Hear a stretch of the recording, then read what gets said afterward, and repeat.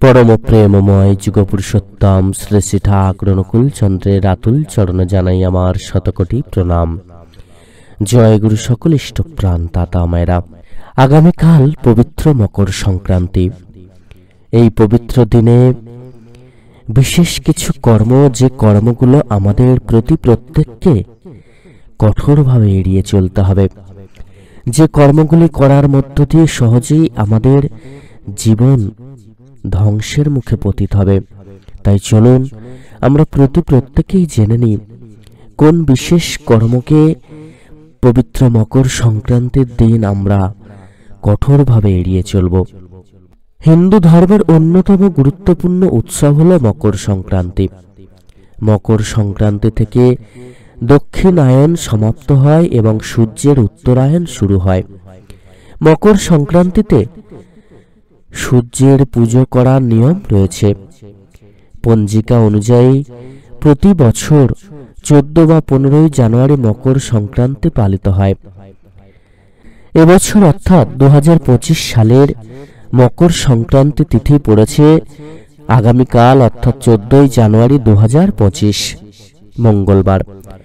এই পবিত্র তিথিতে মানুষ নদী বা সাগরে পবিত্র স্নান এবং দান করেন। এর মধ্য দিয়ে মহাপুণ্য তারা লাভ করেন।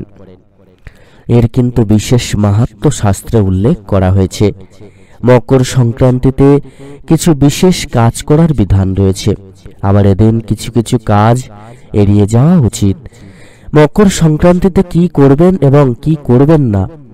মকর সংক্রান্তিতে সর্বপ্রথম যে কাজটি আমাদের প্রতি প্রত্যেককে এড়িয়ে চলতে হবে সেটা হলো পেঁয়াজ রসুন আমিষ বা তামসিক যে ভোজন, রাজসিক তামসিক ভোজন, এগুলো থেকে নিজেদেরকে বিরত রাখতে হবে।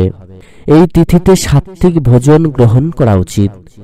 মকর সংক্রান্তিতে বড় দরিদ্রদের অপমান করবেন না, তাহলে পাপের অংশীদার হয় ব্যক্তি। কারোর সম্পর্কে খারাপ কথা বলবেন না।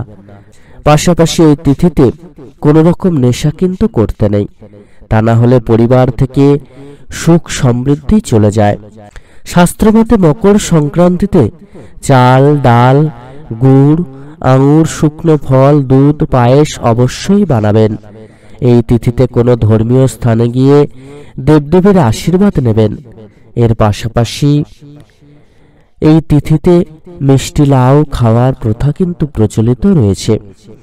মকর সংক্রান্তি তিথিতে গাছ কাটা উচিত নয়।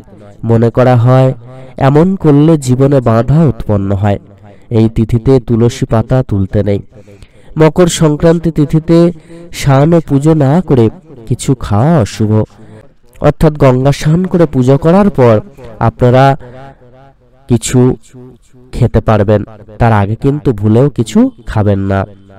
এটাকে শাস্ত্রে অত্যন্ত অশুভ হিসেবে ধরা হয়েছে। শাস্ত্রে বলা হয়েছে এই তিথিতে স্নান ও পুজো না করে কিছু খেলে পরিবারে দরিদ্রতা আসে।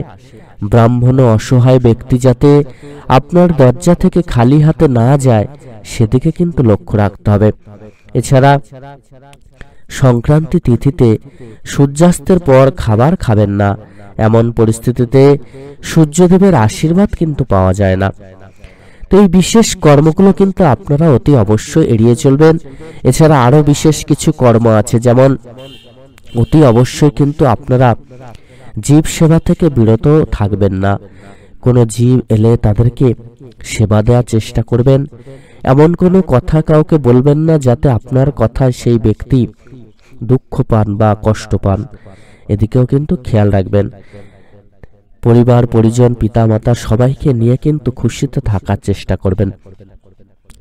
পরমদয়াল যুগপুরুষোত্তম শ্রী শ্রী ঠাকুর অনুকূল চন্দ্রের বিধান মেনে আগামীকাল দিন কিন্তু বিশেষ কিছু কর্ম সঠিকভাবে পালন করতে হবে এবং সেটা অন্য দিনের থেকে অনেক বেশি করে করতে হবে। পরমদয়াল যুগপুরুষোত্তম শ্রী শ্রী ঠাকুর অনুকূল চন্দ্র আমাদেরকে নাম জপ ইষ্টভৃতির সময় প্রার্থনা করার বিধান দিয়েছেন। এটা কিন্তু আগামীকাল আমরা অতি অবশ্যই খুব করে পালন করব। আর অন্য দিনের থেকে 10 গুণ বেশি নাম জপ কিন্তু আগামীকাল আমরা পালন করব। এছাড়া সকালবেলায় আপনারা স্নান সেরে শুদ্ধ বসন পরিধান করে পরম দয়ালের শ্রী চরণে প্রণাম নিবেদন করবেন, তার চরণে ফুল অর্পণ করবেন, চন্দনের ফোঁটা দেবেন তার চরণে। এতে করে মহাপুণ্য কিন্তু লাভ করবেন। আগামীকাল অতি অবশ্যই পরম দয়ালের সৎ গ্রন্থাদি পাঠ করে তার বাণীগুলো মেনে পুরো দিনটা কাটাবেন। পুরো দিনটা পরম দয়ালের নাম জপ করতে করতে কিন্তু কাটাবেন। এছাড়া আপনারা অতি অবশ্যই ঠাকুরের কথা কালকে কিন্তু অন্তত 2 জন মানুষকে বলবেন, যত কম হোক। মানুষকে ঠাকুরের কথা যত বলতে পারবেন ততই কিন্তু আপনার মহাপুণ্য লাভ করা সম্ভব হবে। আমরা যদি প্রত্যেকেই পরম দয়ালের আদেশ নির্দেশ মেনে তাঁর আশীর্বাদ নিয়ে চলার চেষ্টা করি, অর্থাৎ তাঁর বলা প্রত্যেকটা কর্মকে মেনে চলার চেষ্টা করি, তাঁর বলা প্রত্যেকটা বিধানকে যথাযথভাবে মেনে চলি, তাহলেই কিন্তু সমস্ত কিছু লাভ সম্ভব হবে। পরম দয়াল যুগ পুরুষোত্তম শ্রী শ্রী ঠাকুর অনুকূলচন্দ্র আমাদের প্রত্যেককে এই বিশেষ বিধান কিন্তু দিয়েছেন। তাই আমরা প্রত্যেকে অতি অবশ্যই পরম দয়ালের শ্রী চরণে নিজেদেরকে উৎসর্গ করব, পরম দয়ালের আশীষ মেনে তাঁর বলা প্রত্যেকটা কর্মকে করার চেষ্টা করব।